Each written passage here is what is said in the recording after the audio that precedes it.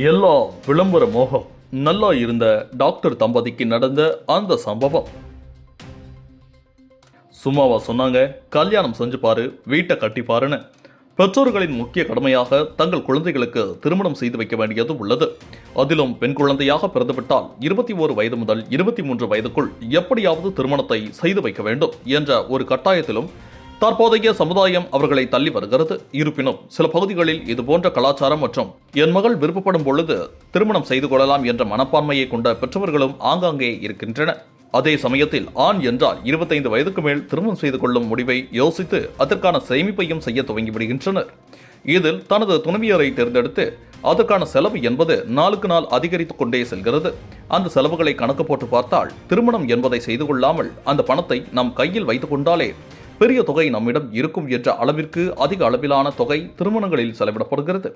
அதிலும் குறிப்பாக தற்போது செய்யப்படும் திருமணங்கள் அனைத்துமே ஆடம்பரமாகவும் மற்றவர்களின் கவனத்தை ஈர்க்கும் வகையிலும் அமைந்துள்ளது.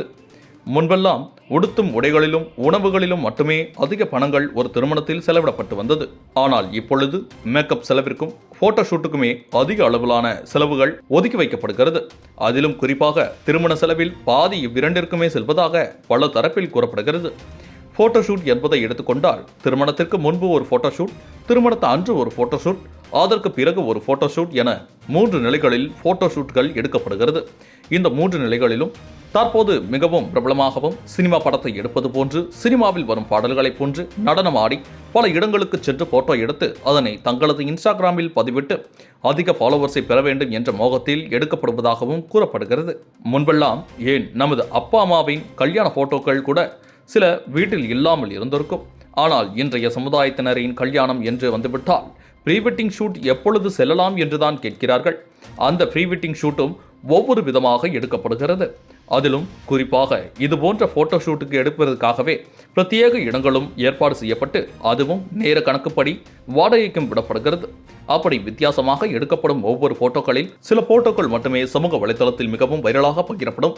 அந்த வகையில் தற்பொழுது சமூக வலைதளம் முழுவதும் 2 டாக்டர்கள் திருமணத்திற்காக ப்ரீ வெட்டிங் ஷூட்டை தனது அறுவை சிகிச்சை மேற்கொள்ளும் இடத்தில் வைத்துள்ளார்கள்.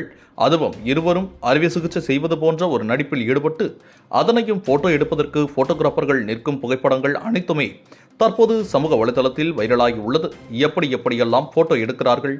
மழையில் நனைந்த மாதிரி, சமையல் செய்யும் மாதிரி, கடத்தலில் ஈடுபடும் பெண்ணை காப்பாற்றுவது போன்று கூட ப்ரீ வெட்டிங் ஷூட் வீடியோ சமீபத்தில் வெளியாகி இருந்தது.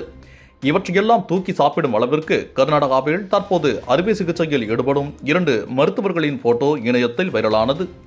இதனைத் தொடர்ந்து ஆபரேஷன் தியேட்டரில் ப்ரீ வெட்டிங் போட்டோஷூட்டை நடத்திய அந்த மருத்துவர் பணியில் இருந்து நீக்கப்பட்டுள்ளார்.